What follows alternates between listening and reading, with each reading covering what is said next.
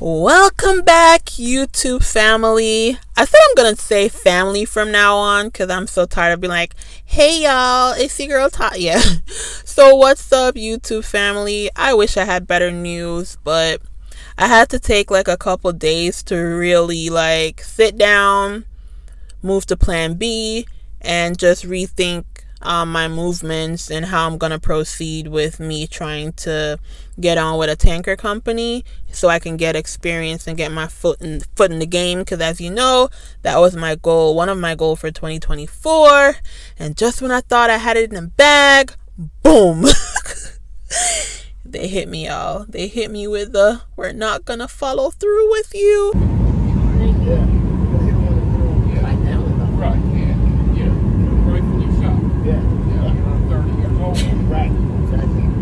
So let me tell you the story. So today is what?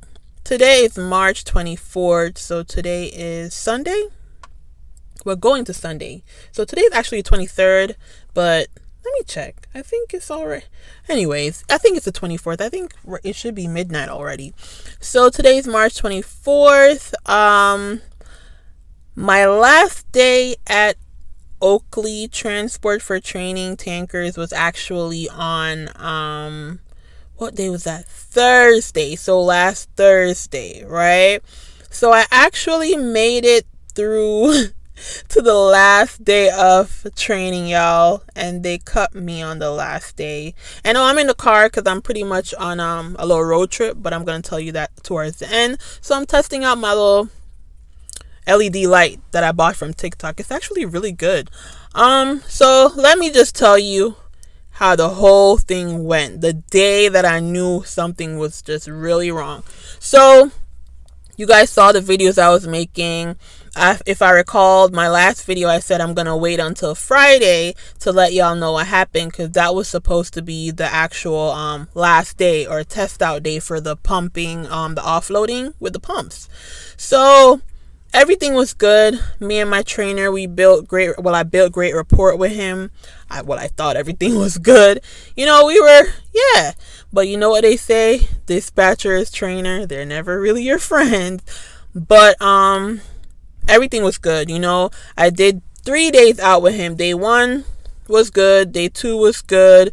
He showed me how to do certain stuff. He taught me how to do the offloading. I got more comfortable doing it. He has a set routine. It's one of those trainers where he's by the book. Yeah, he'll joke with you every now and then, but he sticks to a certain routine, right? So I adjust to people. If I see you're a certain way, I adjust to you just to make sure that there is no issue. So I adjusted to that. I couldn't touch my phone at all. I couldn't touch my phone, which is fine with me. So what I didn't touch my phone from the time I got in the truck until I got to the hotel. I did not touch my phone one bit, because he's like, no phone, can't touch your phone. So I followed the rules, right? So I'm not going to draw this out because you guys saw the previous videos where I was telling you. So let's just go to the last day, right? So the last day I had the hazmat. So that was last Wednesday. I had the hazmat load, my first hazmat load. We did vinegar the first time, then we did sucrose, and now we did alcohol.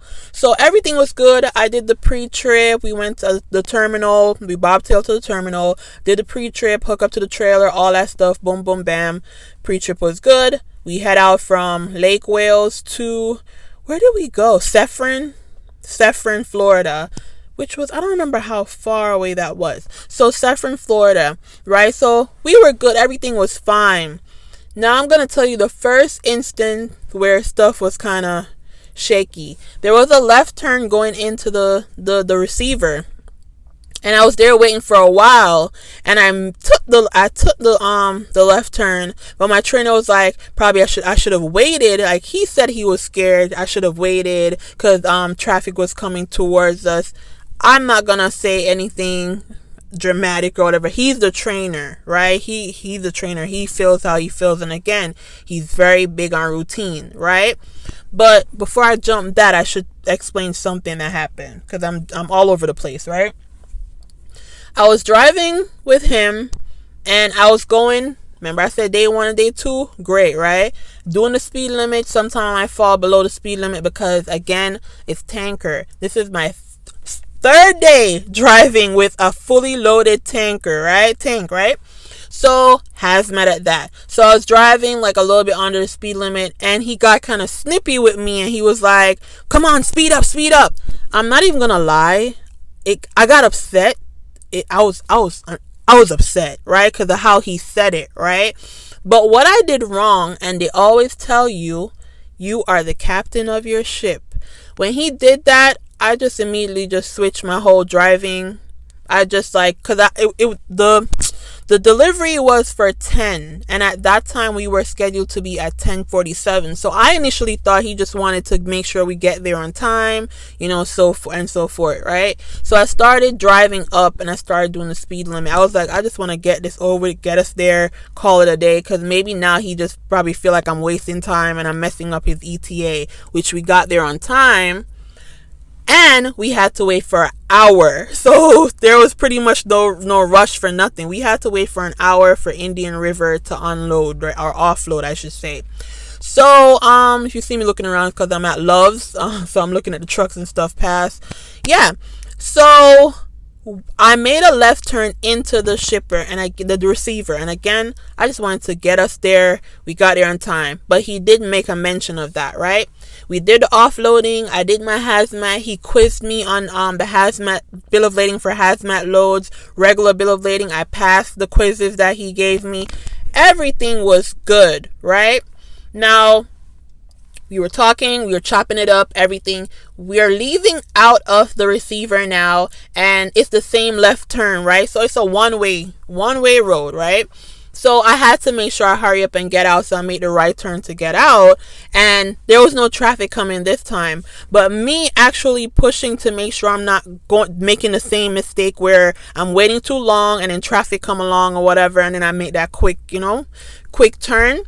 I hurried up, I made my right turn, but guess what happened, y'all? There was a super low-hanging branch. And when I say low, I mean freaking low, right?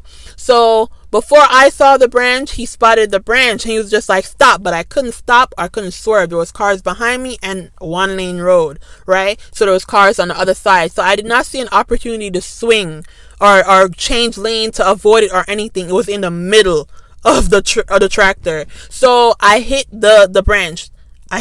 Right? 2. And I'm only pointing this out because I'm going to tell you why I'm pointing this out. Now, third instant, because these are the things I'm remembering that happened on the hazmat load, because that day was just shitty, right? Last thing, for a hazmat, you have to stop within 50 to 15 feet from the train line, right? The tracks, right? You gotta put your hazards on, pull your window down, listen for any trains coming, or look if you can't see, you listen, but you look to see if there's any train coming, right? But you got to make sure you stop, right? So there was a train track, back-to-back train track. There was a train track coming up, and I didn't spot the train track soon enough. So he spotted it, clearly. He spotted it, and he's like, I hope you're going to stop. I did stop. But I didn't stop in time to get all my setup, meaning hazards, this and that. That was the one train track. These are the 3 things that I recall happening. Now, did my trainer give me any idea that, there was going to be any issues after? No. But again, he's the trainer. So I'm not even saying anything bad. I'm just going to try to explain what happened. So we were supposed to go to Hialeah. This video might be long. We were supposed to go to Hialeah for my last delivery, and that would be my test out to see how my offloading went to pass me to get my truck, right? So he said I drove to the hotel that I was staying in is it West Winter Haven, I think? Yeah, Winter Haven, the Best Western. So I drove with the tanker and everything to the hotel, got there, parked up. We said our buys and everything. I felt like everything was okay. He never mentioned anything to me, like a feedback to say, Tatiana, I feel a certain way, blah, blah, blah, this, whatever. So he said that he will message me, which is the normal process or procedure. He would message me to let me know what time he's picking me up at the hotel, right? So I said, okay, cool. That was it. Left feeling like everything was okay. I didn't prepare. I didn't know what was about to come and hit me in the face, my 4-eye face, right? So, y'all, I went out to eat with Erica, one of the girls there, and EJ, one of the guys there, right? Went out to eat. I'm thinking everything's good. I'm waiting for him to message me to let me know what time he's going to pick me up in the morning. Probably 3 hours pass. I get a message saying, at 10 a.m., such and such person will pick me up from the hotel, and I'm supposed to meet with such and such person, which is the operations manager, right? Not calling any names, right? Don't want any issues. So I'm like, I really, really thought, y'all, that he probably passed me for the offloading, and I was gonna get my truck probably a day early, and I wouldn't have to do the offloading test out. So I'm like, okay, but it's kind of weird. So in the text it said another person, right? So I called everybody I could call that's in my class to see who is the other person. Finally found him. He said he's going tomorrow for his truck. Yeah, so I'm like, Now, one point I'm like, maybe I'm getting my truck, but this is how I knew something was off, and I knew immediately something was coming. I messaged my trainer after he told me 10 a.m. I gotta go to the terminal. I messaged him and I said, you're trying to ditch me already, in a joking way, right? I did not get a response. Did not respond to me, nothing at all. So that was out of character from the person that I've been training with for the 2 days. I don't know him, but I know he's very well-mannered to say, have a great day, or respond to the text. I didn't get a response, y'all. Nothing. So I knew something was strange, because that was out of character for the trainer, right? So the whole time I'm bothered. I'm just like, that's weird. Did I do something to offend him? I don't know. So I'm putting 2 and 2 together. Like, my intuition's just telling me something is off. You know how that is, your gut feeling, right? But I didn't think this is what it was gonna be. So they picked me up from I'm jumping ahead. I got a call in the morning, which is Thursday morning, saying to pack all my stuff up, check out the hotel, which I did, right? It was like, it wasn't even a lot of time, but I managed to get it done. They picked me up, and me and 2 other guys, they picked us up. We went to the terminal, right? So I'm like, okay, maybe I'm getting the truck, but something's still off. Something just saying, something's wrong here. So they came and they took the 2 guys and told them why they're, coming to the terminal. Then they told me to wait. I have to see the operations manager, right? So I'm like, this is weird, y'all. I felt like I was about to be detained. One person came out and got me. They brought me to the office and said, go all the way back. I go inside the office. I see the operations manager. I sit down. Then another person comes in. Door closes, whatever, right? Or I think, let me not, because I don't want anybody to say door shouldn't be closed. I think the door was closed, whatever, but that's not important. I sit down, they start talking, and they mention, like, can you tell me, they did a check. They wanted feedback from my trainer, which is clearly that's how it works, right? So he mentioned an incident. So I was honest, and I told him what happened. The same 3 incidents, those are the only thing I could remember that happened on that day, which was the only thing that happened on that day, right? Because I said the offloading, my hazmat, I did good. It was great, right? So I was honest, and I said whatever I need to say. I don't know if they were trying to see if I was gonna lie or what. So I told them. Then they hit me with, your trainer let us know that either he said, don't quote me, either he said I'm gonna turn out to be an aggressive driver, or I am an aggressive driver. So because of that, it's a safety issue. They pretty much don't trust me driving, because they think I'm gonna be an aggressive driver, right? So I'm like, in my head, I'm just like, okay.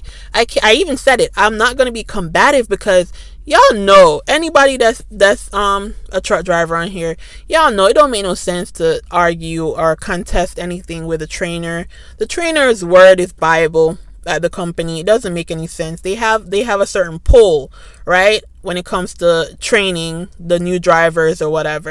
So it doesn't matter. I already knew they're gonna listen to the trainer, which is right. He's a great trainer. So I didn't contest it. I said, I'm not even trying to be insubordinate. I'm not going to try to contest stuff because, guys, I am very professional. I can get a little rowdy, but for the most part, I am very professional, right? So I listened to them and I asked one of them, I said, so at this point, after hearing what you guys said, are you guys going to give me the opportunity to prove that wrong? Or is it just a case where you're like done and you don't want to follow through with me because of safety reasons or whatever, right? So they're basically reiterating that they have to trust their trainer. They believe their trainer, which again, no problem. So they said they're just not going to follow through, move on with me. So at that point, y'all, they let me go for safety reasons. Now, in my head, I was just like, so why not let me go the first day? Like, why let me go through all the way through training, and on the day of my test out is the day you tell me that you're not moving forward with me? Everything, when I said, I was just so taken aback. I was just so shocked. But again, I must say, right, I was not upset with them telling me they're not going to move forward with me, because we're adults here. I'm about to be 38 years old. I'm about to be 38 this year. I'm a grown woman. You're going to win some, you're going to lose some. Let me tell you what my biggest issue was, and it's where I was very disappointed and I felt it made me feel so embarrassed, y'all. So remember I told you they told me to check out, pat my stuff up. So y'all, I checked out, pat my stuff up, thinking that, and I'm laughing because it's not funny, but this is how I prevent myself from breaking down, right? This is how I just maintain a solid, like, mental space. I laugh, right? I make joke of things. So they told me to check out. So all my stuff is packed up, me thinking I'm going to get it and put my stuff in the truck. Nothing is sorted out. I had stuff in plastic bags. I had my food that I took out of the fridge because I had a bunch of food and stuff. But I'm like, okay, I'm going to put it on the truck and so forth, right? So when I got outside now, because, I mean, they let me go. What else is to come after that? I received a message with a ticket. A ticket, right? Southwest ticket. So I saw the flight was for 4:35. And I think I was at the terminal maybe 11 something, because we left at 10, right? So it was around 11 something, and the flight was for 4:35.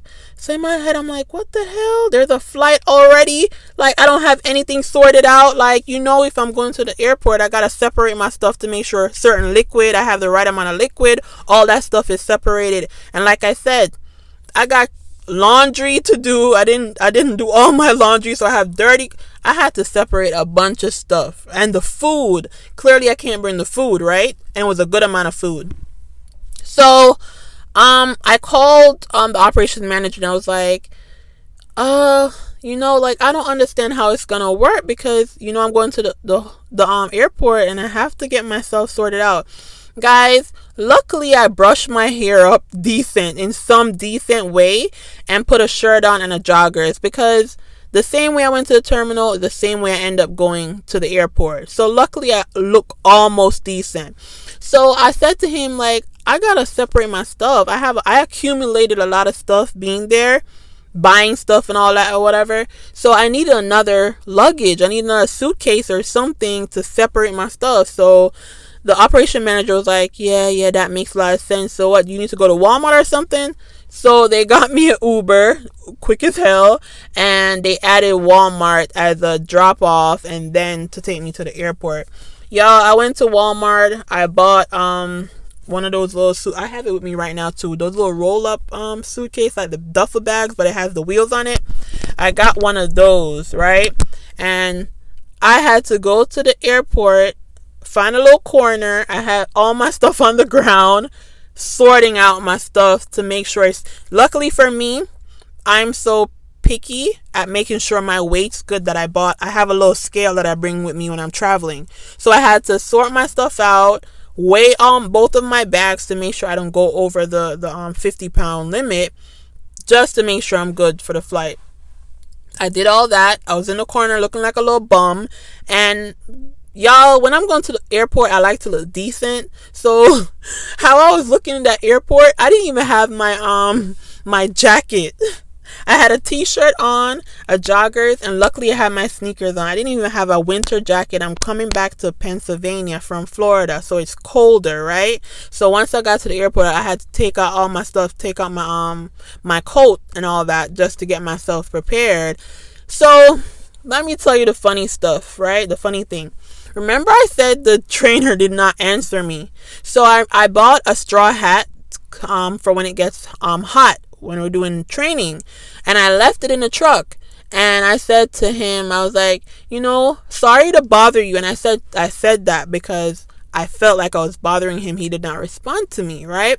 But when I found out that I was being let go, everything made sense to me. I don't know if they thought I was gonna create a scene or I was gonna curse somebody out. I have no idea, but that's not how I get down, because I'm not stupid. I know that it's trucking and certain stuff can follow me. I don't want anything following me throughout my career, right? I don't want anything that's gonna cause a problem for me. So I'm not gonna be stupid and act all, rowdy. And I'm using the proper word, because I was gonna say something else, but I don't want to act rowdy to give myself a bad name. So when I asked him for the straw hat, I said, sorry to bother you, but I left my hat in the truck. Is it possible for you to drop it off at the terminal, right? My throat's itching, y'all. The terminal. So he was like, he's in Miami. He's not sure what time he gets back, but he let me know or whatever. So y'all, when I was almost at the airport, he messaged me and said he's at the terminal or on his way to the terminal. Am I still there to get the hat? So I said, I'm on my way to the airport. Can you just put in the office? I'm going to see if one of the guys from my class want to take it, right? Because I don't want the money to go to waste. He said, okay, will do. So he actually answered me about the hat. I don't know if he answered because he thought I didn't know yet. But then I said, I'm going to the airport. I just found it so crazy. Like, there was not 1 ounce of empathy. There was not 1 ounce of empathy or anything. And I'm not saying he has to empathize, but it's just crazy because of the person I was talking to the day before and then this. But it's all business, right? So when I was leaving, someone said to me that as soon as I left the yard, everybody was coming out. So I guess they were coming out from the office. Again, that just made me feel like they felt I was gonna create a scene, and maybe that's because they have experience of letting people go and they create a scene. But I never once gave that impression that I was rowdy. I am, but I'm professional at the same time. I could be, but I'm professional at the same time. But y'all, it's okay that they let me go. I just felt embarrassed that I was in the terminal. People were seeing me with my suitcase, so they knew that I was being let go. I was in there trying to sort my stuff out. Luckily, I saw one of the guys I trained with to give him the food for his truck. All that stuff. It was just kind of embarrassing, because to me, the normal process must be you let them go, you send them back to the hotel, and then they can leave from the hotel without the people looking at them and assuming this and that happened or whatever. And people were asking me questions, and I was just letting them know that I'm out of here. I'm okay. Was I disappointed? Yes, because normally when I have my sights set on a particular company, I want to achieve that goal. But I also remember that I'm going into a different type of area for trucking, tanker, and it's something serious. Now, it's a hazmat load, right? So the fact that I have to do hazmat load, I totally understand them saying safety. To be honest, deep down inside, I think there was something else. There was something additional, but I wasn't privy to that information. But I think there was something else. It just didn't add up to me to let me go through training, straight through training to the last day, to come back and say, you're going to be an aggressive driver, this and that, and blah, blah, blah. I, for one, I don't know, y'all. I did post videos on here. Y'all saw it. It could have been social media. It could have been something I posted on my channel. I will never know. But how everything went down, it was just weird. And then a few days prior, I did hear that someone got fired because they recorded something or made something, posted something saying something, right? So it could be two things. It could be whatever safety issues they're talking about, along with social media. But again, I will never know because it wasn't mentioned to me. That's just my intuition telling me that everything was just, it was just awkward. It was just so awkward. But again, not bad mouthing anything. I really, really like the company. I like their whole setup and everything. I really believe it's a great company. That's why I wanted to go there, you know? So for me giving advice, if you're gonna go there, just no recording and just stick to your game. You're the captain of your ship. That's what I should have remembered. I'm the captain of my ship. Whenever I decide to change my routine when I'm driving or trucking, that's when something bad happens, right? That's when I mess up in some way. And that's what happened that day. I should have never adjusted my driving. I should have stuck to whatever I was doing. But when he said speed up, I'm just like, it just triggered me to just get it over with so we can go do the offloading and head back to the hotel. But whatever. I can't blame anyone but myself. I'm a grown woman. I'm taking accountability. Whatever I did made him feel like he had to mention it to management, and management had to do whatever they had to do. Now, one thing that struck me, he mentioned that there was someone in the class that he was training, right? That they couldn't manage the pump work. So he told them he should go to dry van. He shouldn't do tankers, but he should go to dry van. So in my head, I'm like, wow. So you're telling me you felt that I was going to become an aggressive driver so bad that I couldn't even go to the dry van side? Not that I want to, but I just said that to make a point. That's why I keep on saying I feel like it's something more, but whatever. So it took me when I got home, y'all, I was proud of myself because I could have broke down and, feel sad in tears or whatever. But I didn't. I just literally went home. I took out my list. I got to plan B and it says time for plan B. Like, am I going to sit down and just like wallow in my tears or like pity myself? Nobody don't have time for that. Like, nobody has time for that. You got to like take the failures and move the hell on.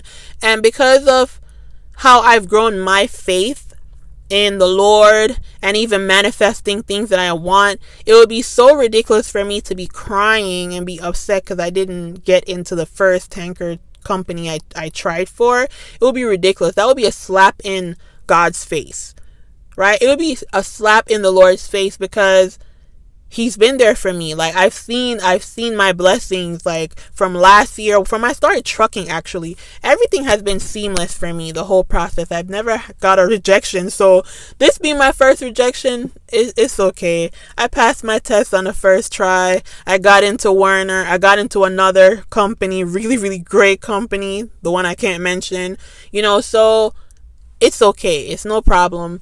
I'm not going to jinx myself, so I'm actually on a road trip, and it's a road trip to another orientation, but I'm going to wait a little bit before I tell y'all anything. I'm at 28 minutes left, so I apologize.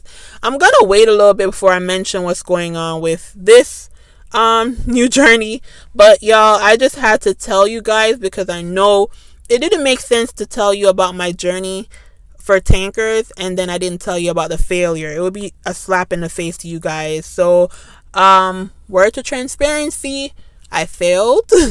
I picked myself up and I'm on the road again to getting my foot in the game for tankers. That's what I want, and I'm not gonna give up on that. So I'm gonna wait a little bit before I mention anything. So with this particular training, it's not a lot. It's not a lengthy time frame, right? But again, I don't want to jinx myself. So I'm going to go ahead. I have like 9 more hours. It was 17 hours away from my house. So I'm driving there and they're reimbursing me a certain amount of the rental cost. So hopefully by the end of the week I could mention something, but I'm gonna ride this week out before I post anything. And it's not about social media for this company because there's so many people on here. There's so many people on here that has their videos, so I know it's like another Werner, so they don't care about all that. But I'm gonna go ahead and just go through the process and then let you guys know. But I'm gonna end this video because, yeah, you know me, it's getting drawn out. I just want to let you guys know the update and what happened, the outcome of my first attempt for tankers. Yeah, I failed, but shit. What the hell? I can't have everything I want right away on the first shot, so it's no problem. So, as always, like, share, subscribe.